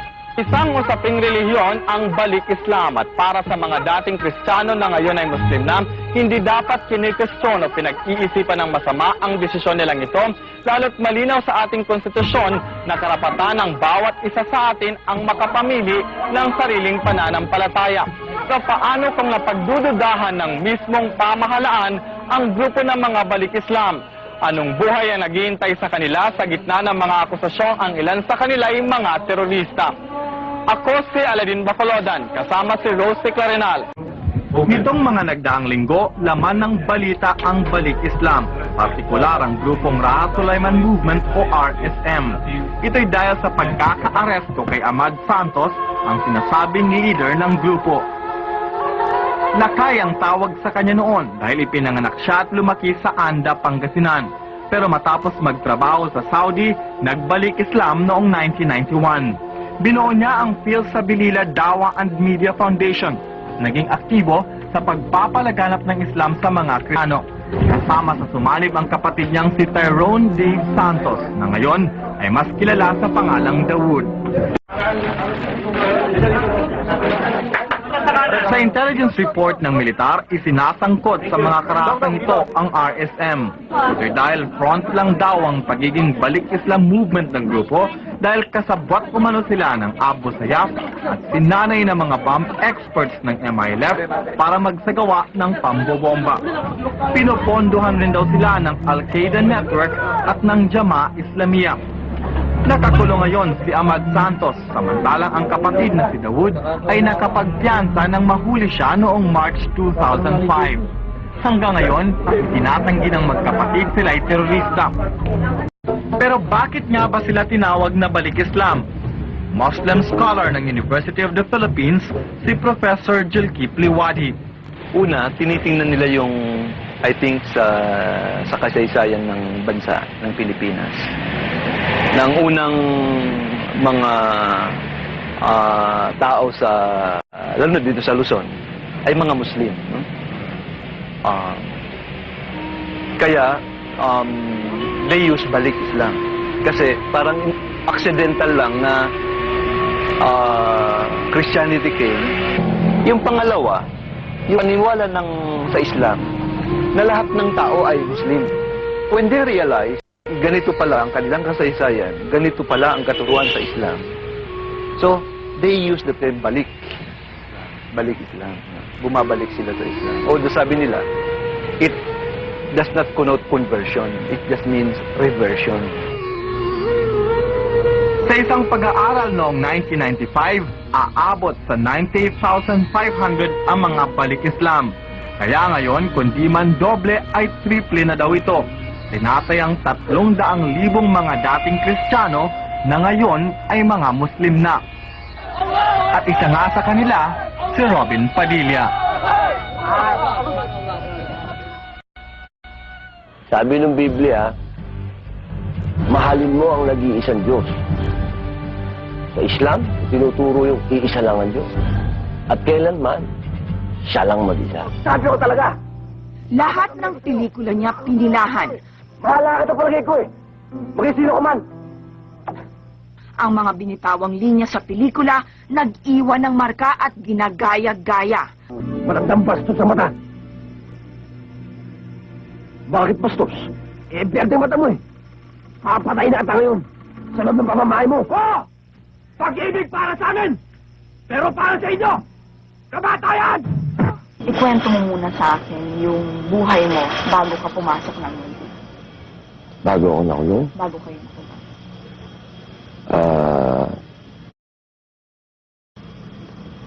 Buhay ng karahasan, pagsasamantala sa sarili, sa ibang tao, at pagiging mapusok. Yun ang buhay ko bago ako nahuli. Open book na maituturing ang kwento ng buhay ni Robin Padilla. 4 na taon ang binuno niya sa Munti dahil sa kasong illegal possession of firearms. Pero nang lumabas siya sa Munti, ibang Robin ang bumulaga sa publiko. Natapos ang masasayang araw ng pagiging matinik niya sa babae at ang landas na liku-liko unti-unting tinuwid ni Robin. Ang dahilan daw ng lahat ng ito, ang pagbabalik Islam niya. Ba't ako nag-Muslim? Kasi sinunod ko yung Biblia eh. Sabi ng Biblia, mahalin mo ang nag-iisang Diyos. Sa Islam, itinuturo yung iisa lang ang Diyos. At kailanman, siya lang mag-isa. Sinabi ni Propetang Jesus, sumakanya ang kapayapaan ayon sa Biblia.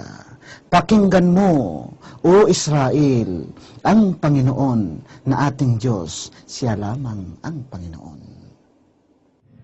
Sa dokumentaryong ginagawa niya, gusto niyang makapag-iwan ng aral at imulat ang marami sa maling paniniwala sa relihiyong Islam. Ako ang isang balik Islam na artista at isang tagagawa ng pelikula. Ang maging balik Islam sa panahong ito, tila maraming ang kapalit. Nariyang pagbintangan silang terorista.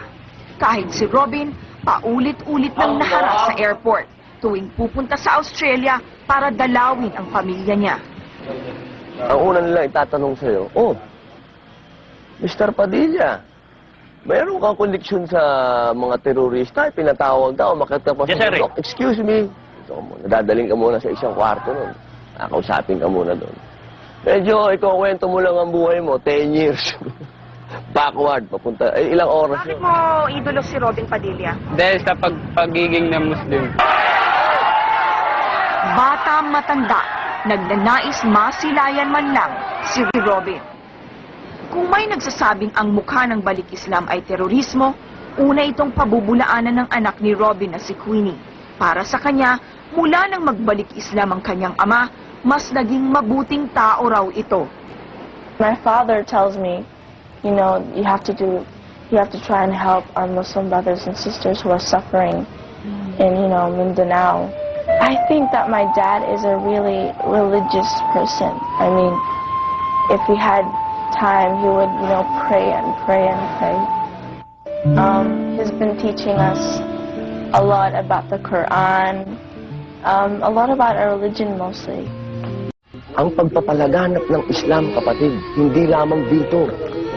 Buong mundo. Meron akong sariling paraan. Ito ang paraan ko, pelikula. Kaya mga kapatid ko, mga bata, ang hihilingin ko sa inyo, ipagpatuloy niyo yung pag-aaral ninyo. Para kayo ang magsisilbing magtuturo sa mga kapatid natin na hindi nagsipag-aral. Habang gumugulong ang kanyang komentaryo, mas tumindi ang paniniwala ni Robin na may magagawa siya para ituwid ang mga maling paniniwala sa balik Islam. Kung dati masalimuot ang buhay ni Robin, nagbago ang ihip ng hangin. Nang magbalik Islam si Bad Boy, natagpuan daw niya ang kapayapaan sa kanyang puso. Bismillahirrahmanirrahim. Qul huwallahu ahad. Allahu samad. Lam yalid wa lam yulad. Wa lam yakul lahu kufuwan ahad. Madre, pare at pastor na nagbalik Islam, ano ang kwento sa pagpapalit nila ng relihiyon? Sa isang sulok ng hulo, nakilala ko si Sister Mercedita. Dating Carmelite nun, pero ngayon balik Islam na. Sa bahay na ito siya nakatira, kasama ang mga kaibigang Muslim. Sa akin yung peace of mind at saka talagang sabi nga nila, is a vocation also kasi to be a sister is really a call, no? God's call. Pero I have, for in my inner disposition, I have another call. More, talagang mas malalim. Yun ang nakita ko sa Islam. submission to God's will. 25 taon siya sa monasteryo. Na-assign siya sa misyon noong 1970. Pinadala pa raw siya sa Roma para mag-aral. Nagpaikot-ikot rin siya sa iba't ibang bansa para magmisyon. At noong 1985, sa Hulo siya pinagmisyon. Nakasama pa niya sa Hulo ang madring Espanyol na si Sister Julia. Nang magmisyon siya dito sa Hulo, nainganyo siyang magbasa ng Quran. Dito daw niya natagpuan ang tunay na misyon niya sa buhay. Ano po ang masasabi pinakamagandang nangyari sa buhay niya? Yung pinakamaganda, yung Muslim din ako. Kasi tinawag balik ako ng Diyos. Pero for how many years? 39? I was 39 that time. From 0 to 39. Ano ako? Christian. Na magpo-40 ako nung nag-Muslim. Sa Islam nakita ko na yung oneness of God. Yung sinasabi nilang purity of faith. Inna Allah Rabbi wa Rabbukum. Inna Allah Rabbi wa Rabbukum fa'buduh. Hada siratun mustaqim. Surah Al-Imran. Ayon sa kahulugan ng talatang ito, sinabi ni Propetang Hesus, sumakanya ang kapayapaan na nabanggit sa banal na Quran. Inna Allah Rabbi wa Rabbukum fa'budu. Katotohanang ang Allah ay aking Panginoon at inyong Panginoon, kaya sambahin ninyo siya. Hadha siratum mustaqim. Ito ang matuwid na landas. Makikita natin ang talatang ito sa Surah Al-Imran, chapter 3, verse 51. Sa simula, hindi matanggap ng Carmelite sisters ang naging desisyon niya. Pinapsychiatrist pa daw siya. Nung before, yung sinabi nila sa akin na ako ay, para bang naluloka, crazy. Kasi hindi sila makapaniwala na ako, bakit ako nag-Islam. Madre ako. Mas nang ibabaw ang pagmamahal niya kay Allah. Kaya noong 1988, tinalikuran niya ang monasteryo at dito na tumira sa Hulo. Nagpaalam po kayo? Tapos nung pinababalik ako, so I went back to the convent. Kinuha yung aking mga papeles, mga passport. Kasi lagi nila akong pinapa-abroad. Na-assign sa mission. Kasi sabi nila, I am really destined for the mission. Ngayon, nagtuturo na si Sister sa high school ng Arabic language at values formation. Mas mahirap daw ang buhay niya ngayon. Katatapos lang ng operasyon niya sa gallbladder. Wala siyang sweldo, wala ring kongregasyon na pwedeng sandalan kapag may sakit. Pero ito na raw ang bago niyang buhay, ang bagong pananampalataya. Ito rin ang kagustuhan ni Allah. Kasi dito ko na din narinig yung balik Islam. Pero sa akin, yung pagpabalik loob mo sa Diyos, na doon mo nakita yung sinasabi nilang kapayapaan, yung peace of mind, yung inner peace. Kung sa Hulo may madring balik Islam, sa Quezon City naman, natagpuan ni Correspondent Aladin Baculodan ang isang dating pari na nagbalik Islam. In reality, the real founder of the church is... Lumaki sa pamilyang konserbatibo at sagado katoliko si Father Stanislao Soria. Our family is actually a family of priests and nuns. So very, very religious family. Kaya naman bata pa raw siya, alam na niyang pagpapari ang kanyang magiging misyon sa buhay. Pumasok sa seminaryo at nung unay nagturo muna. Kasama-sama ako sa community organizing at nagturo ako ng filosofiya at teolohiya sa Adamson. Later on, napunta akong Ateneo. Bilang professor ng theology, naging biyasa siya sa Katolisismo. Naging kasamahan niya si Father Robert Reyes. Noong 1987, kapwa kami nagturo sa San Carlos Seminary, dyan sa Guadalupe, Makati. At nagturo siya sa tinatawag na pre-college, yung mga nagtapos ng high school o mga una o pangalawang taon sa kolehiyo na gusto magpare. Iahanda muna sila ng isang taon bago sila magsimula ng formal na formation bilang mga seminarista doon sa college department. Noong 1988, ganap na naging pari si Father Stan. Kwento niya, wala pa siyang alam sa Islam ng mga panahong iyon. Actually, I was a bigoted Christian na I really hated anything moros. So kayo, matindi yung bias nyo against Muslims? Matinding-matindi. As a matter of fact, yung premise ko sa mga Muslim, kaya sila nanatiling Muslim dahil walang alam. As a matter of fact, negatibo pa dyan ang judgment ko sa Muslim. Ang tingin ko talaga sila, puro tanga. With apologies to Muslims now. Ang laki kong gulat when I was in UP na I discovered the other way around. Hindi naman pala ganun katanga ang mga Muslim. So actually, that was a shock to me. 2002 nang ganap siyang maging Muslim. Sa edad na 60 anyos, ngayon ay may asawa na ang dating pari at isa na siya sa mga aktibong balik Islam na nag-iikot para ipaliwanag ang relihiyong ito sa mga dating kasamahan sa simbahan. Pero hindi raw ganun kadali ang pagtanggap sa kanya. Rejected ka na ng family, pero hindi ka pa rin fully accepted by the Muslims because they would look at you with a question mark. Bakit na Muslim ito? Baka espiya ito. I would not dare become a Muslim and be ostracized if it's not because of faith. Sa lingguang radio program ni Muhammad na kilala ko si Ustad Ahmad Barcelon. Talatang 8 po ang bili na bili ng Diyos, utos ng Diyos, huwag kang kakain ang laman ng mga iyan. At ni ang bangkay ng mga iyan ay huwag mong hihipuin. Magnanali, pati paghipo, bawal eh. Sapagkat marurumi iyan sa inyo. Karumal-dumal yan. Kapag relihiyon na ang pinag-uusapan, wala na marahil hihigit pa kay Ahmad sa pagdepensa sa Islam. Pati sa mga pampublikong lugar tulad ng Quezon City Circle ay nakikipagdebate siya. Meron pong 3 salita dyan, Pastore.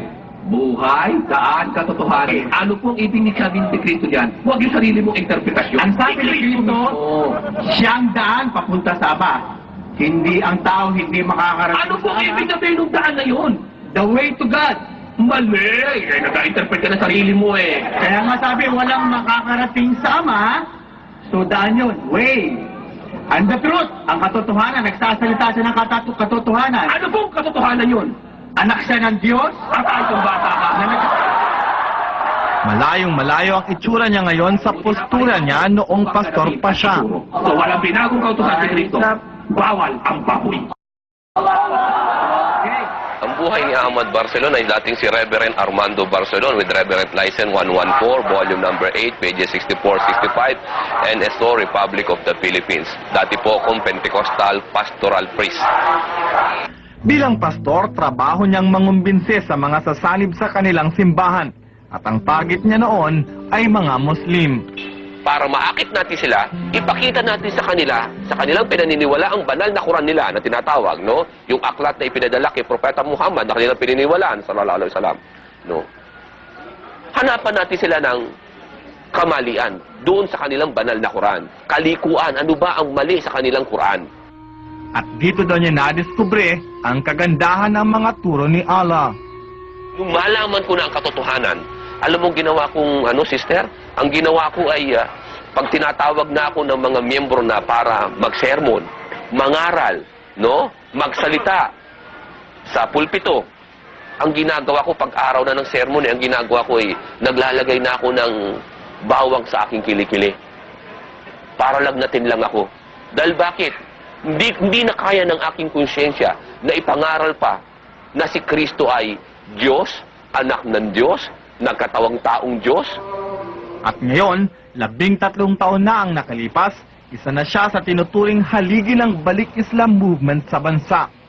Ikinakabit pag ang isang Muslim ay Muslim, nalaman niya ng Muslim isang tao, nasa utak kagad ng tao na siya ay terorismo. Nasa utak niya ang mga Abu Sayyaf. Nasa utak niya ang mga tinatawag ng mga Al-Qaeda. No?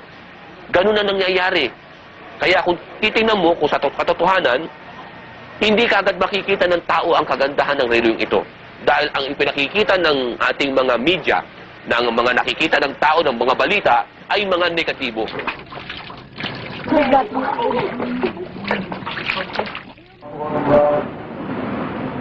Binyag ng isang balik Islam, walang gaanong seremonya, hindi na raw kailangan ng pakimkim mula sa ninong.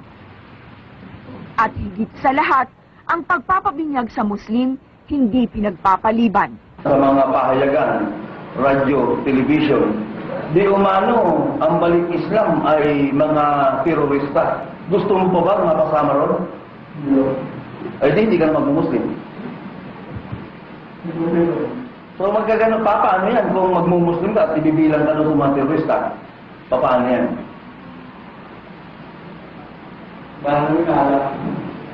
Ang importante hindi ka terorista. Taga-Bicol si Dennis walang trabaho. Sa pakikinig niya ng programa sa radyo tungkol sa balik Islam, nainganyo siyang pumasok dito. At sa araw na ito, magiging ganap na siyang Muslim. Takbir!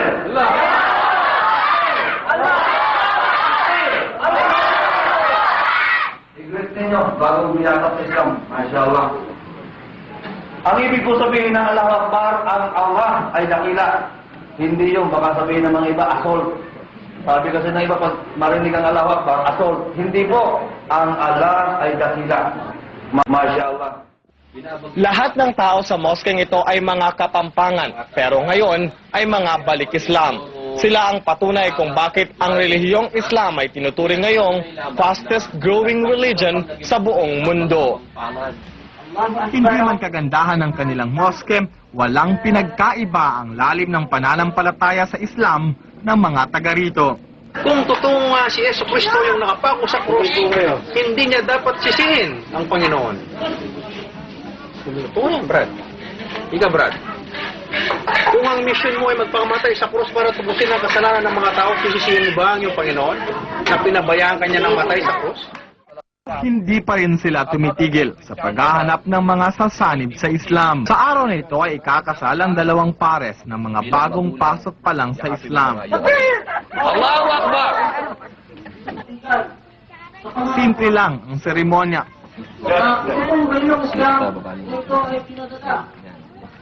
Pero sa pagtitipong ito, makikitang siniseryoso ng bawat isa ang mga utos ng kanilang relihiyon. Pagkatapos na ng seremonya nang makilala namin ang isa sa babaeng ikinasal, si Nora. Ilang araw ka nang balik Islam? 3 po. 3. Ka ba nagugulat? Bakit ka pumayag? Dito pa ako masaya eh. Yung asawa mo, ilang buwan ng Muslim? 3 linggo pa lang. 6 na taon nang nagsasama ang dalawa. 3 na ang kanilang anak, pero hindi sila nagkaroon ng pagkakataong makasal. Para kay Nora, simple lang ang dahilan kung bakit siya nakumbinsi agad pumasok sa reliyong ito. Nakita daw niya ang malaking pagbabago sa kanyang asawa. Nag-aaway kami dahil sa alak po, kanting bagay, gano'n, nag-aaway kami. Minsan, gabi na siya umuwi, gano'n. Ngayon? Minsan, umuwi na siya maaga. Minsan, tapos na magtrabaho, uuwi na siya. Nandiyan, nakikita ko na siya. Nakita ko yung pinasukan kong totoo. Iyak siya. Bravo. Bakit ka naiiyak? Natutuwa po akong bumalik sa Islam po, nakita ko yung katotohanan. Sa po ang tunay na Diyos sila. Ano man daw ang mangyayari, hinding-hindi na sila tatalikod pa sa pagiging Muslim. Kahit pa alam nilang minsan ay kapalit nito ang pagtuligsa ng lipunan. Walang masamang relihiyon, lalo't kung ito ang magtutuwid sa tao sa tama at maayos landas. Sa kaso ni Robin, ni Sister Mercedita, ni Father Stan at ni Pastor Armand, sa balik Islam nila ito nakita. Sa huli ang tao ay hindi huhusgahan dahil sa kanyang relihiyon, kundi kung paano niya sinabuhay ang kanyang pananampalataya. Ako po si Rose Eclarinal. At ako naman si Aladin Papagodan. Kami ang inyong naging correspondent.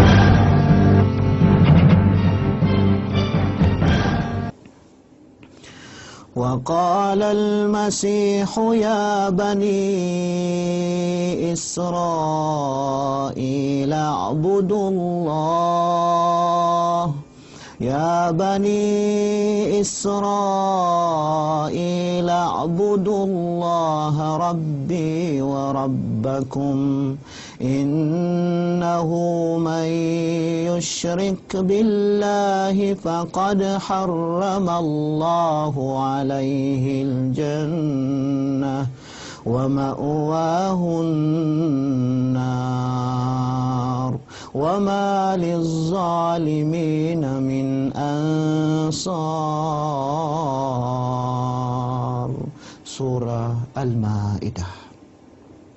Ayon sa kahulugan ng talatang ito, Waqala al-Masihu ya bani Israel, sabi ng Allah subhanahu wa ta'ala, at sinabi ng Masih, sinabi ng Mesaya, o di kay sinabi ni Kristo, si Propetang Jesus, sumakanya ang kapayapaan. Sinabi niya, ya bani Israel, o angkan ng Israel, u'budullaha rabbi wa rabbakum, sambahin ninyo ang Allah na aking Panginoon at inyong Panginoon. Innahu may yushrik billahi, katotohanan na ang sinuman ang magtatambal sa Allah, ang sinuman ang magsamba sa mga Diyos-Diyosan, magsamba sa mga larawan, magsamba sa mga rebulto, o di kay ano pa mang huwad na sinasamba ng mga tao maliban sa Allah.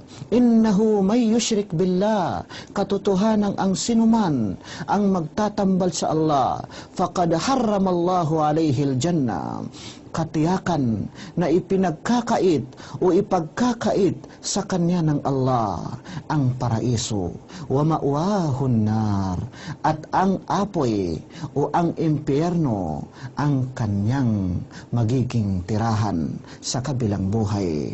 Wa ma lizzalimin min ansar, at ang mga zalimon, mga taong mapagsamba ng mga huwad na sinasamba maliban sa Allah, mga taong gumagawa ng masama, wa ma lizzalimin min ansar, ay sila ay wala sa kanila ang magiging tagapagtangkilik pagdating sa araw ng paghuhukom.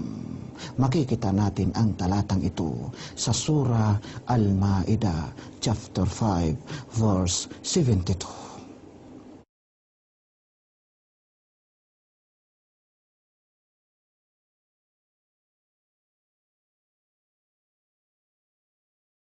Katotohanan na ang kaligayahan ay mayroong pintuan, at ito ay mabubuksan lamang ng dalawang susi.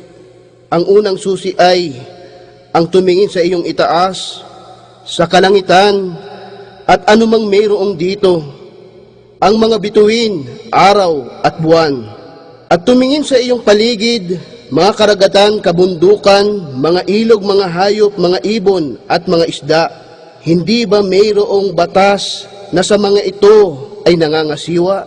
Ang mag-isip sa iyong sarili at kaayusan sa iyong katawan, kung papaanong nagtutulungan para sa iyong kalusugan.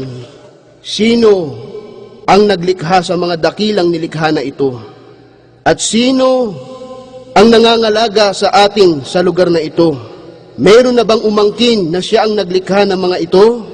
Katotohanan na may isang dakilang naglikha sa mga ito, at tunay na may kakayahan ang maawain. Katotohanan na ang unang susi ay nasa iyong kamay, kung ikaw ay mapapanatag lamang sa tunay na Diyos at sa Kanya ay sasamba. Ang pangalawang susi, ang maalaman na ang tunay na Diyos na naglikha ng lahat ay inuutusan tayong tumahak sa landas na magbibigay sa atin ng kaligayahan. Katotohanan na ito ay landas ng Islam, na kung sino man ang tatahak dito ay magtataglay ng tunay na kaligayahan sa buhay at ganap na kapayapaan pagkaraan ng kamatayan. Ang Islam ay reliyon ng kapayapaan at kapanatagan. Ang Muslim ay nabubuhay ng mapayapa kasama ang kanyang tagapaglikha, sapagkat siya ay naging masunurin sa Kanya, at dahil dito, kapayapaan pagkaraan ng kamatayan. Ang Muslim ay nabubuhay ng mapayapa sa kanyang sarili, sapagkat ang kanyang puso ay nakilala ang kanyang tagapaglikha. Ang Muslim ay nabubuhay sa kapayapaan kapiling ng mga tao, sapagkat siya ay nakikitungo ng may katapatan. Isang pagbati mula sa nagnanais sa iyo ng kabutihan dito sa Badia Islamic Center.